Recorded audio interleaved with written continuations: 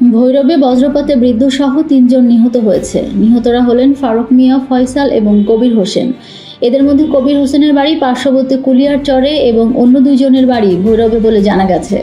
এ তথ্য নিশ্চিত করেছেন ভৈরবে উপজেলা ও স্বাস্থ্য কমপ্লেক্সের কর্তব্যরত চিকিৎসক ডাক্তার উম্মে হাবিবা জুই।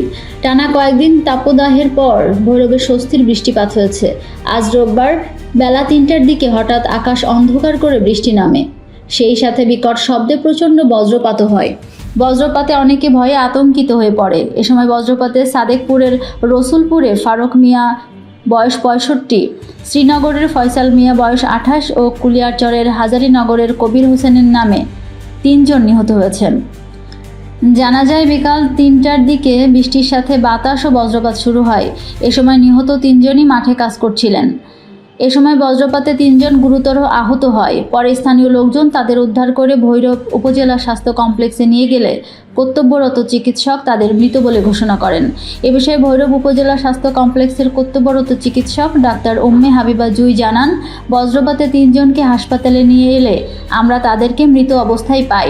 হাসপাতালে আনার আগেই তাদের মৃত্যু হয়েছে। তবে টানা গত কয়েকদিনের তাপদাহের স্বস্তির বৃষ্টি পড়ায় ছোট ছোট শিশু ও কিশোরীদের বৃষ্টিতে ভিজতে দেখা যায়।